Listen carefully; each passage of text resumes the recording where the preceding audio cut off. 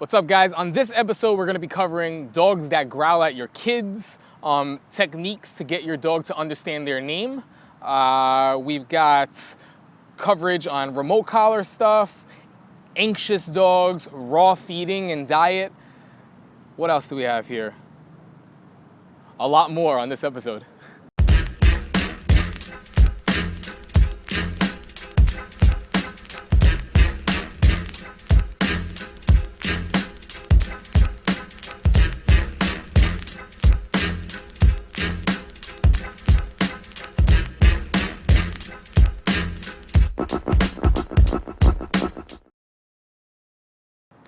Hey, what's up, guys? This is Blake Rodriguez with Dream Come True Canine, and this is episode 9 of Dog Behavior Question Tuesday. We are a day late filming this on Wednesday, but it's all good.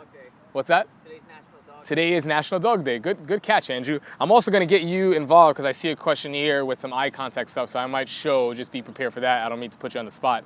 I'm going to do some stuff, and then I'm going to get you maybe working Samson to get right into that.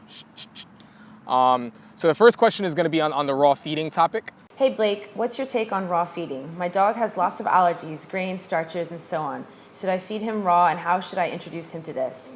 P.S. He's 3 years old and has only been on kibble. And your dog has a lot of allergies. Hey, your dog has a lot of allergies, grains, starches, so on and so forth. Should you feed him raw? He's 3 years and has only been on kibble. Okay, first thing I'm going to go ahead and say, and this is something that I'm baffled that veterinarians still even offer this, but all the stuff that you see, 90% of it, allergy-like symptoms are not allergies. 90% of it is crap food. It's over-the-counter dog food, processed food, stuff that your dog can live off of, just like I can live off of McDonald's and cheese doodles, but it's not the best diet. So this is our anxious dog. We're gonna get into our anxiety question at some point too. Hey. And then you'll get to see some real training here in a second. Hey, down. Relax. Good. So this is our first time in this environment, so this is a little tough, but you guys are gonna get to see that. These are all our board and trained dogs here, pretty much, except for these two here. Hey. You will see a correction too, because she's at the level to be corrected, right? So I might even do that right now. Hey, come here. Nope. Sit. Down. Good. Let it out. This is Pet Convincer, compressed air. Okay, so going back to that, I can live off of McDonald's, I can live off of cheese doodles. It's not an ideal diet though, right? And that's what dog food is like, the kibble. So to be fair, we do use kibble when we're training our dogs, and it's an easier means of access to kind of rapid fire for food and do things like that. Hey, relax. But, at the same time, a raw diet is a healthier meal, a balanced raw diet. So you do have over-the-counter raw diets. You do have things that are in balance. I personally use NDF2, which is Natural Diet Foundation by Wendy Volhard. So check that out. It's definitely more expensive, but it's worth it and it lasts longer. So I actually haven't done the math to see how much more expensive. I just know that my dog is 8 years old and he outdoes like the average 2-3-year-old dog in the United States, right? Because the average dog in the United States is overweight and obese. Shh. Relax.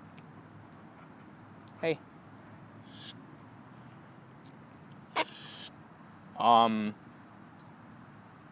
So there's that. I would suggest, definitely switching over. If you're going to switch over, it has to be done gradually. The setup that we have, basically Wendy Volhard provides the, I call it the oatmeal. She provides like the oats portion, which has a lot of other things like apples and all the good stuff, the grains and everything that you need. And then you actually get your own meat. So what we do is 80-20 ground beef, which you can pick up at any butcher or supermarket. You know, obviously if you buy in bulk, it'll save you in cost. But the difference is phenomenal. All these allergy-like symptoms, it's 90% crap food. And I'm baffled that veterinarians still promote. I know they have like deals with them, and that's the reason why they do it. This Hill science diet crap. I mean, your dog is struggling, and they say, well, you need to take this out of it. It needs to be reduced calories, and it needs to be that. And basically, you're feeding your dog cardboard, which is absolutely nothing. So of course, the allergy-like symptoms go away. But it's just not a balanced meal. Shh. So this is great training for her because she's never been in this setting with all of this stuff that's going on. Down, buddy. Behind, which is like dogs, kids on bicycles, scooters, and stuff like that. So it's a lot for her, but doing pretty solid. So that would be my answer to you, man. Yeah, if you can make the switch, check it out. Check out NDF2 by Wendy Volhard. I highly, highly recommend it. Next question we're gonna go into. My dog gets really anxious when she hears thunder or fireworks, and she doesn't stop barking. We try to drown out the noise by turning the TV on, but it doesn't seem to help. Do you have any ideas? Okay, so my ideas for thunder and fireworks are based on how your dog is reacting. If you have a dog that shuts down when they hear fireworks, I like to get that dog moving. So getting your dog on a walk, of course, again, they have to know pressure release, so it makes it easier. Getting your dog on a treadmill, or just engaging with them, teaching your dog how to eat, and doing some counter conditioning, basically where your dog only eats when this sound is going on, which means that you have to get into soundtracks, because the problem with thunder and fireworks is that there's no consistency, and everybody knows practice makes perfect. So when you don't have anything to practice and it just comes out of nowhere, it's not really an ideal situation or setting for you to say, okay, we're gonna practice this now. So what we do is, if we can control the volume, and we have something with bass, something that actually sounds real. Like, you're not gonna play it from your laptop speaker, right? But something that has that bass, now what you can do is you can control the volume. If you're already working your dog for food, you're working your dog for its markers and doing all of that stuff, then what you're doing is you're starting on a very low volume setting, not to disrupt the dog. The dog has to eat when that sound is on. Right? And over time, very, very slowly, you have to go at your dog's pace, you bump the volume up. Now, if your dog is missing those meals, your dog doesn't eat. So you're always gonna give your dog the opportunity, but you have to be considerate and make sure you're not the jerk that's playing it at a super high volume, right? So you start very, very low, and gradually over time, maybe not even in that food session. That first food session might be just one low volume where you're not even sure if your dog hears it, and you do it every day, twice a day if you could, right? So that way your dog might miss a meal and go, man, you know what? I have to learn how to function and actually eat, because when I don't, it affects me, right? What happens is your dog shuts down, then it goes away, and then they go back to normal.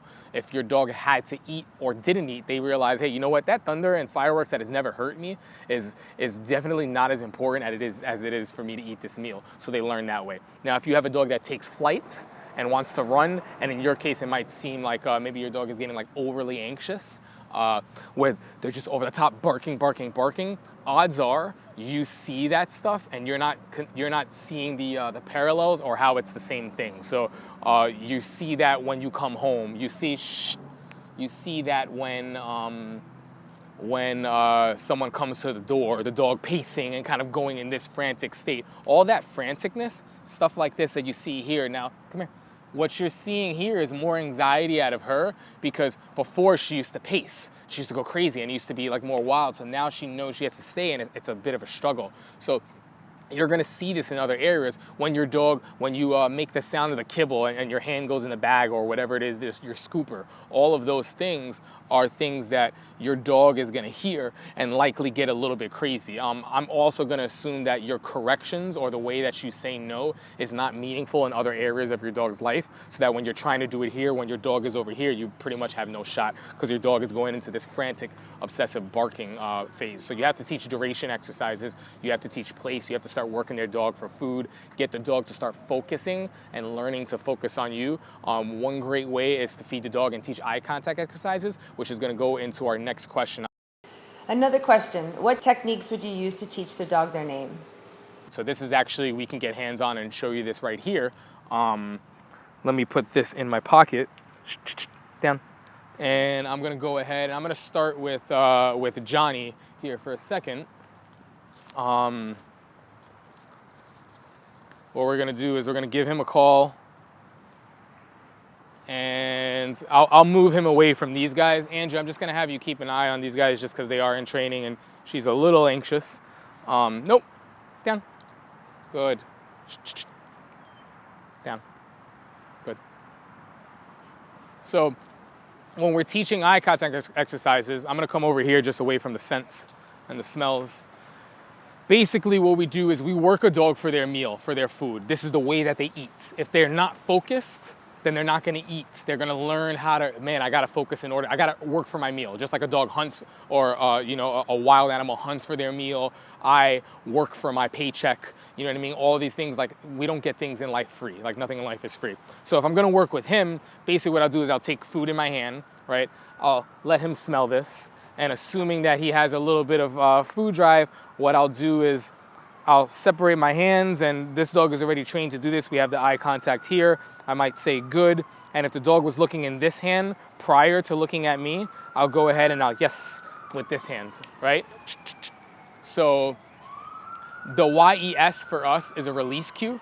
It's like job complete, your job is done, come get your paycheck, come get your meal. The good means keep doing what you're doing. So while in other commands, I would feed on good, here it's already a conditioned response, so we're not gonna have the dog feeding or eating on good, because technically that means that the dog is breaking eye contact, and there's no dog that's gonna hold eye contact while taking food. So the yes is what we're releasing for. So basically I'll show you this again, and we'll do a couple of this. I'm not gonna keep my hands super wide. What I'm gonna do is I'm gonna start here. I already have a dog that's used to working for their food, and basically what I'm gonna do is when I get this, I might keep it here, and I'll wait for a little bit. I'm not gonna call the dog's name. I'm not even gonna name the dog just yet. Once I get that, yes, do it a couple of times, and get it really good to the point where a dog knows how to already look at you and hold that eye contact.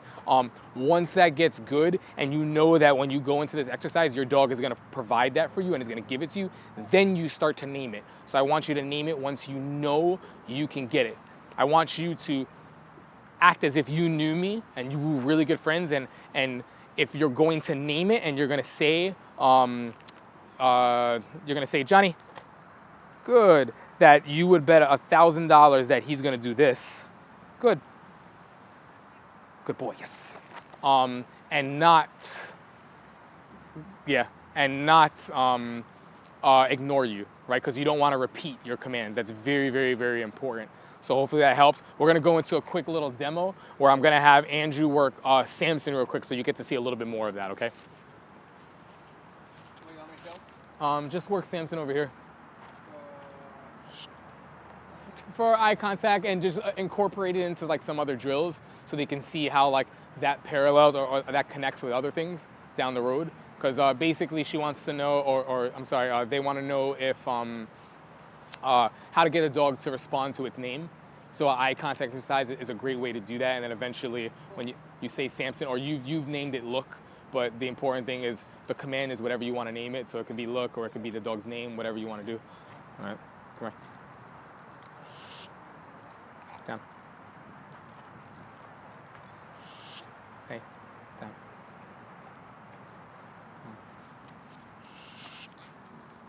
Do you want him off leash?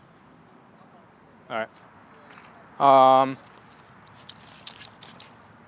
Down.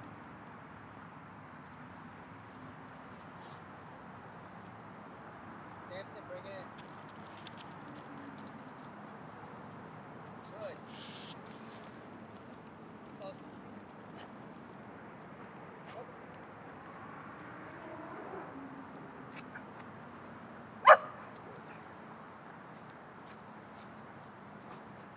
So what we have here is, how do you zoom in, Andrew?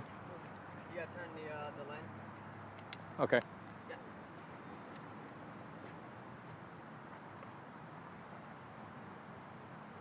So I'll show you this eye contact real quick. Samson, bring it in. Look at that, and that's his recall, right? Good. Good.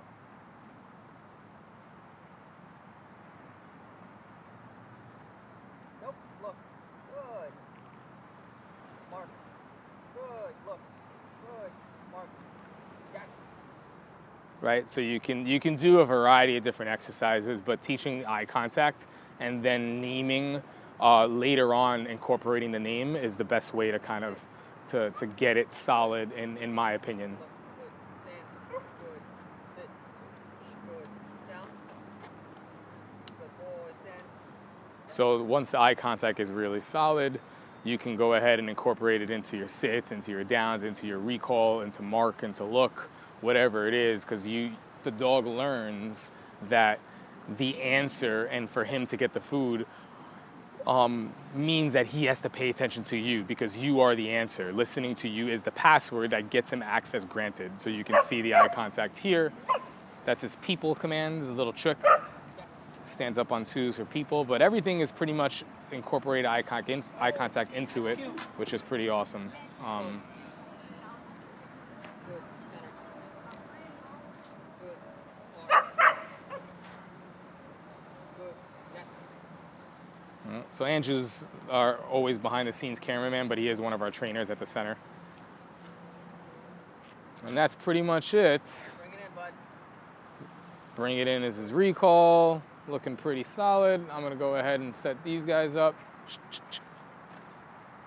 Up. Up. Good. Hey.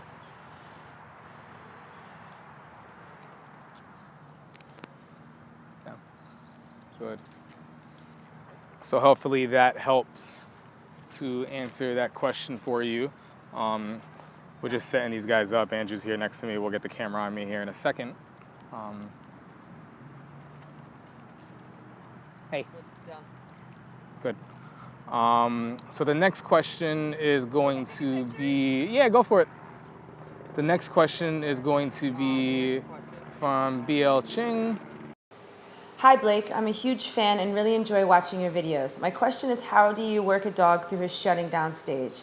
The tools I use are dominant collar and e-collar. My dog has some reactivity issues, and since he knows he'll get a harsh correction for any reacting or redirecting, he'll just lay down and shut down instead. When he's in this state, he will not take food or direction. Okay, how do you work a dog through shutting down? I'm just gonna read this myself here. Hey.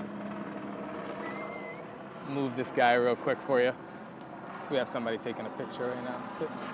Good. Down.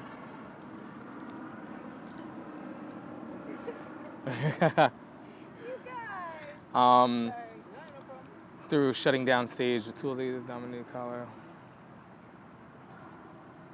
Okay, so what I see here is you might have moved a little too fast too soon and gone into the problem prior to studying. If you have a dog that is already anticipating a harsh correction, it's very likely that they don't know or haven't been taught the alternative solution to what they can do to avoid a correction or to what they can do to actually relieve that stress that they're going through, right? So what I would say is you have to work at a greater proximity and set yourself up, even if it means artificially initially, in a way where you can be away from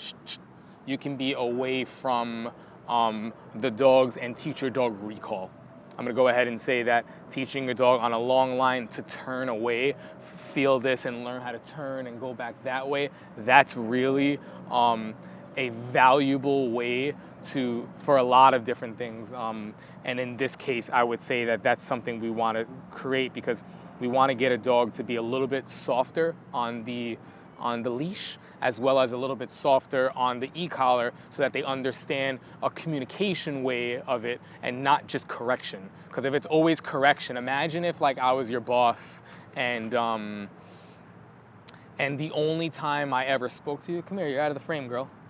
Don't you want to be famous? We get like 200 views on YouTube, down, per video. Don't you want to be famous? Don't you want to be famous? Huh? Come here, down. Good girl. Addie, stop. So imagine I was your boss and I never interacted with you. I never told you good job. I never did any of that. But anytime you saw me walking into your office or your cubicle, I yelled at you. So when you saw me coming, you already knew. You're like, oh, shoots. Here's this guy. I already know he's gonna yell at me for something. What did I do wrong this time?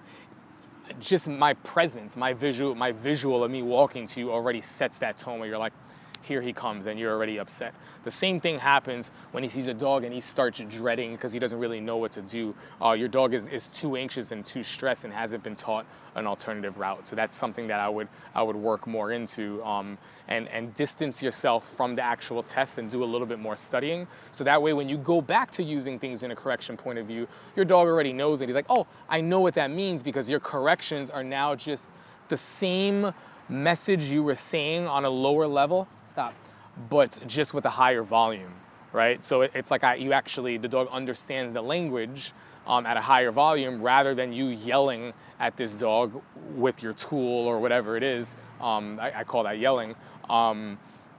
Yelling at the dog in a language that the dog really wasn't trained in, or really isn't fluent in speaking, right? So if you think of it that way, hopefully that makes sense.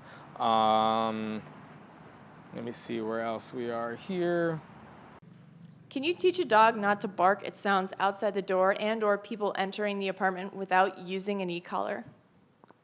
Okay, so teaching a dog not to bark at the sounds without using the e-collar. You can. It's a little bit more difficult because your timing is going to be sacrificed often. The value of a remote collar, if it's used properly and you're training the right way with it, is the dog can be anywhere and you can be here and I can still communicate to my dog over there, right? With other methods, you have to have the dog on leash. I mean, you're gonna have some people that are gonna say, oh, well, you just redirect the dog with a treat and stuff. If your dog is already like here and stuff, even if you teach a dog the choice, at some point a correction has to come into play if that competing motivator is more rewarding than the actual reward, right? Which often in real world situations it is. That's just the reality, right? People can say, no, there are other methods, but they're probably working with softer dogs. So when you're working with that real deal stuff, the bonk, you actually came to our workshop, so that bonk with that rolled up towel, saying the word nope or the sound, whatever it is, whatever it might be, followed by that towel, is going to create meaning to what the word nope or that sound is. And if you're on top of it, you're able to catch a dog that first, at this point, if a dog's been doing it for a while, their reaction time to hearing it is an immediate bark. But at some point it started where the dog was getting concerned and the dog was over here and the dog was doing that, and then the barks came later on, right?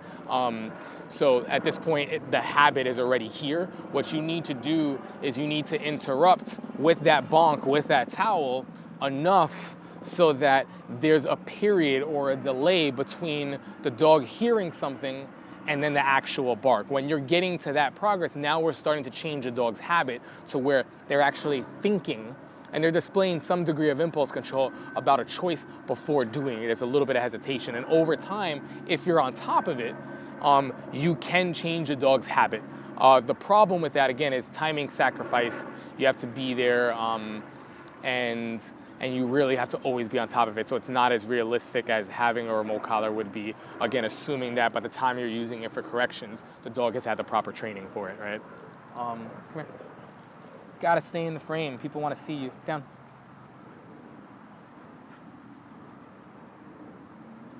Girl. Okay. Let's see where we're at. I have a rescue GSD. I've had her for 5 years now. The people who gave her up said she was tearing up their house. I've never even crated her, and she's extremely well behaved off leash because we live in the country. She listens to every command and won't even chase a deer without first asking. I've only trained her with positive reinforcement, and she's just a dream. My problem lies when she's on a leash, which is rare. She's fine until she sees a dog she wants to meet, and then she pulls away from me. If she were off the leash, she would stay by my side until I released her. Do you have any ideas? Okay, here's the thing with this. You've done a fantastic job with positive reinforcement, and that's kick-ass, that's awesome. Come here, down. But if a dog is only acting that way on leash, but is fine off leash, that 9 times out of 10 means that they don't really trust you. So they might listen to you, they might do things for you, like for the food and everything, but I've said this example, or I've given this example in a couple of other episodes. It's kind of the difference between like being on leash isn't the problem, it's the person driving or controlling the leash that is the issue. They feel vulnerable, right? Hey, I'm just gonna end this real quick. They feel vulnerable, down. when you're in control, or when they're tied up and they don't have the freedom to make their choice because they might not be able to avoid, or they might not be able to engage at their pace or move away because they're tied up. So you need to create more trust and more of a bond where the dog trusts you through all situations, not just happy-go-lucky ones. I'm talking about sitting there, and I said this in the last episode, clicking that seatbelt in and saying, hey, we have a bumpy road ahead of us. My seatbelt's on is yours. Let's get through this road together. Oh, wow, a storm is coming. Hey, I'm not going to abandon ship. I'm right here with you. When that storm is over, I'm right here with you. You have to get on that level with your dog so that the dog starts to say, wow, when I'm on leash with this person, I don't have to worry because they're going to control the situation. If we're leaving too much up to the dog, what happens is the way that they handle the situation, they're nervous when they're tied up, right? So we basically have to take your relationship and the trust that your dog has to the next level. So that would be my suggestion for you, especially if it's only happening on your leash and your dog is A-okay when he or she is by herself. But kudos to you for having a shepherd that was tearing up the house and no longer isn't. So you're definitely doing something right, and you're engaging with your dog and you're fulfilling your dog to some degree. Down, buddy. Which I love. Hey, squirrel chaser. Hey, tone it down. Let's see where we are. And then the last question that we have here is from Tanya. Dogs and children. My husband and I have 2 dogs and a son that's almost 1. Our female Stella has started to growl at our son if he gets too close to her since he started to crawl. We have attempted to redirect both of them, but I'm a little uneased at this behavior. She's a rescue and has never before shown any signs of aggression towards anyone. Okay, first thing I'm going to say, and I have to do this because I have to call people out on this, it doesn't matter that she's a rescue. I just don't understand why people feel the need to say that. That's like my brother, like we're sitting at the dinner table and my brother's sitting next to me and I start the conversation off. When I introduce him, I go, this is Andrew, he's adopted. Like, why would you ever say that? Like, it just doesn't make any sense, right? So I'm not like calling you out specifically, but I just think this whole like need, like every time I meet someone, they go, so this is my dog's a rescue. It doesn't matter. All dogs are rescues. They're all being taken from like their litter room. And sorry to go on that rant, but I kind of had to bring that up. But as far as you're in a tough situation, so your dog might have had a little bit more freedom and is also really not used to this creature. That's the way your dog sees it, this little animated object that's now starting to move around, that's getting in the dog's face and kind of doing all these things. So there's 2 things that need to be done. I think that's Donald Trump.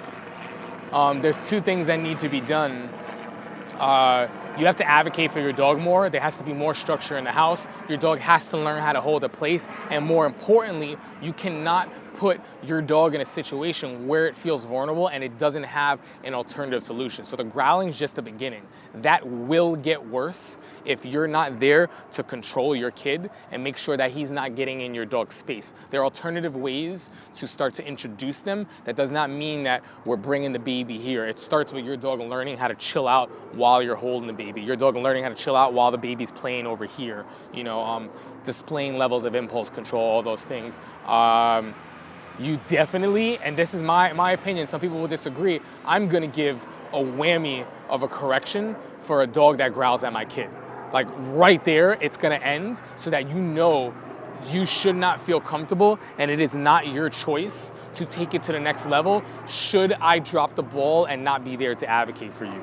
So I want to teach alternative solutions where the dog can move away, the dog can show other cutoff cues and signs, because I will not tolerate that, period. And I will make that clear right then and there so that I won't have to do it ever again, right? So definitely more structure in the house. Help your kids. If your kid doesn't understand the word no, he should not be around the baby because you're not going to be able to interrupt him. So it's kind of, you have to train the kid a little bit more. And I don't mean that disrespectfully. I mean, if the kid is not at that level yet, which he's only 1, then it's not fair for us to expect that he would know how to handle this situation. So what we need to do is we need to help the dog a little bit more and set the dog up for success. That means advocate for a little bit more, correct when need to, teach what to do, slowly integrate the baby once you can actually communicate to the baby, but the dog hangs around while you're doing things with the kid, right? So, hey, hopefully that helps, right? Hi. So, nervous. Same thing here, right? So I have to make sure that I definitely correct that, right? And as I correct that, I also have to make sure that it's clear that's not happening again, right? Hey. So pretty important stuff. I put him in a situation where, listen, I know that that's freaking you out. Trust me, I've got this. That's not your responsibility, that's mine. I'm gonna make this clear, don't do that again. And then I'm also gonna note mentally, okay, that makes him nervous. I have to be here to see this and know where to intercept, where to interrupt at a time that he looks and is getting concerned. I'm not gonna wait for him to bark and have him do this and then determine and let's see how he handles it. No. Right away, I'm gonna interrupt. Don't be concerned with that. And I'm gonna get that so solid that when babies are around or whatever, there's just zero concern. Once there's zero concern, then I'm gonna go ahead and I'm gonna start to take it to the next level and introduce and go on from there because I've eliminated concern. Now that concern's not there for the baby, now I can introduce in a different way. But if there's concern, I'm not gonna jump into trying to introduce and say, no, look, and here's that. That comes later. Down the road when your kid gets older, we can work on feeding exercises when your kid can actually take direction and your child can start feeding the dog very calmly, again under supervision, and we work that way so that the dog understands that he has to respect and listen to the child as well. Until then, the child is the most important thing in the entire household, right? Is here on the totem pole, and you've made that clear. The dog is not to play around the baby, the dog is to be respectful and relaxed around the kid. You establish those things first, and if you're struggling with those things, master those things before you take it to the next level. All right, that is all the questions. I hope that really, really helps. I will see you guys next week. I'm hoping that we have that Tuesday evening and we're not late again, but thanks for bearing with me. I'll see you guys next week.